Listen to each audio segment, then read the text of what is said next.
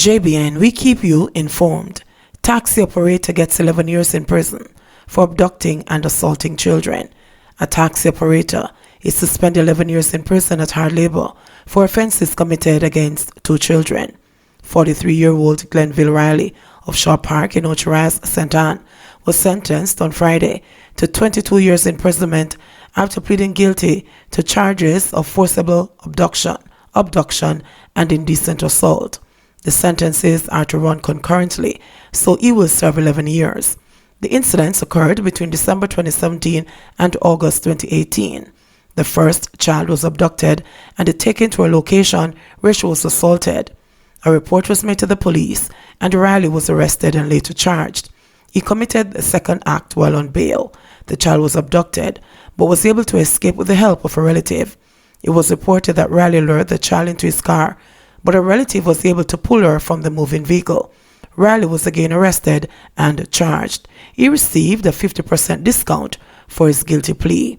3 gunmen held after high-speed chase in St. Andrew.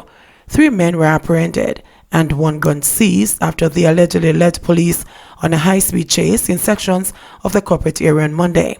The chase ended when the men were cornered on Linders Road in St. Andrew, in the vicinity of the Jamaica Urban Transit Company depot. Reports are that the men were traveling along the roadway towards downtown Kingston in a black Honda motor car when they saw a police vehicle hot on their trail. The men attempted to reverse on the busy roadway but ended up slamming into a grey Nissan Note that was traveling behind. The men jumped from the now damaged vehicle, leaving it on the sidewalk, and started to run in the opposite direction. The police, determined not to be left behind, continued the chase, held the men, and seized a gun. Police say they are now probing details of the vehicle, which persons claim may have been stolen. Clark's booty to be sentenced for pair of guns. Reputed Central Village Don Frederick Clark's booty, Braham, last Tuesday pleaded guilty to a second illegal possession of firearm charge within 2 weeks in the corporate area gun court. He is to be sentenced on both charges in March, having spent more than a year in custody after being captured in December 2018 for absconding bail in 2012 on the first gun charge. Braham changed his plea to guilty on Tuesday, January 21, when he appeared before Justice Bertram Morrison. Braham was on the run for 6 years before being captured on December 14, 2018. He was held with another illegal weapon by the St. Catherine South Special Operations Unit after being the target of dozens of operations launched in search of him. He was charged under multiple identities after giving the investigating officer 3 different names when he was held with a 9mm pistol inside his shoe in the Chinatown section of Central Village. Police sources say Braham, who was represented by attorney Everton Bird, had been sought for almost a decade in relation to a number of shootings and murders committed in 2009.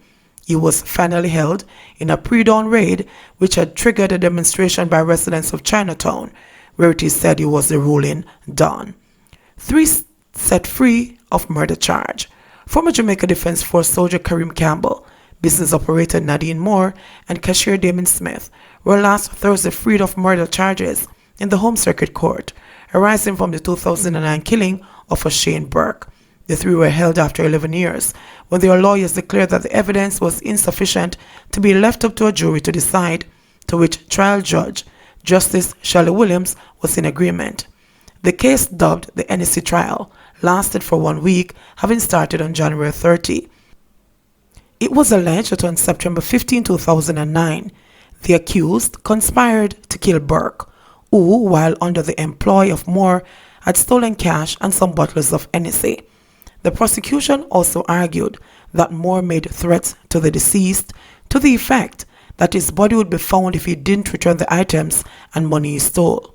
In addition, Burke's body was found with multiple stab wounds along the Port Royal Main Road when a patrol team spotted a random man behaving in a suspicious manner near to the body of the deceased.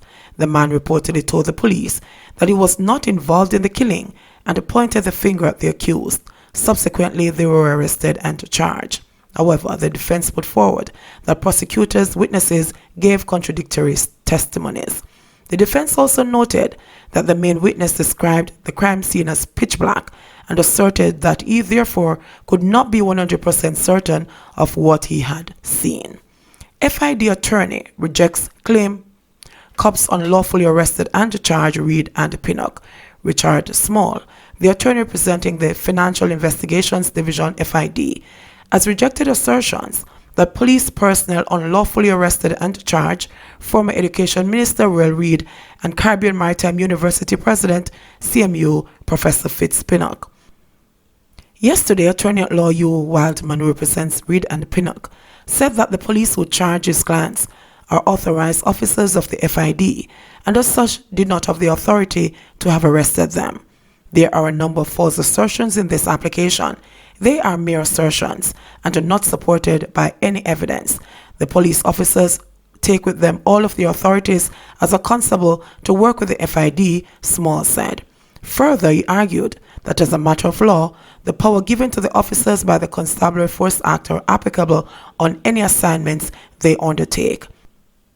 Last October, Reed, his wife Sharon, their daughter Cheryl, as well as Pinnock and Brownstone Division Councillor Kimbrown Lawrence, were arrested and charged following a year-long corruption probe into the Ministry of Education and the CMU. Chief Justice Brian Sykes in December rejected the application for judicial review by the men to challenge the criminal charges brought against them.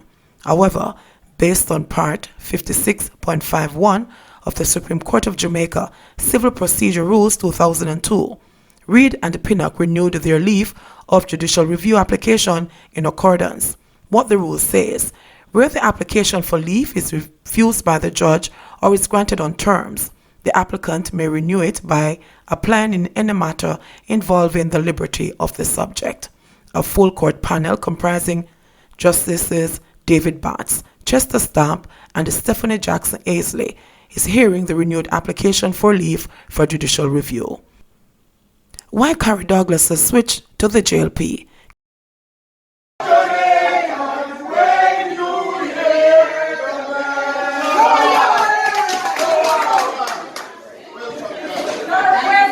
Kari Douglas, the two-term Trafalgar Division Councillor in the Kingston and St. Municipal Corporation, has released a statement detailing her reason for switching from the People's National Party PNP to the Jamaica Labour Party JLP. According to Douglas, for some time, the PNP has not been a space where creative ideas, especially the thoughts of young people, are encouraged and treated seriously.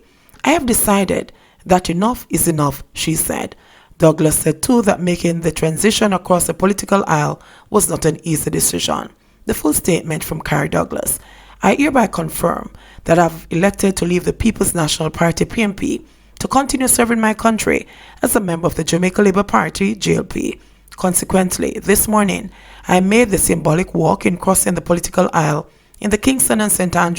Municipal Corporation, KSAMC.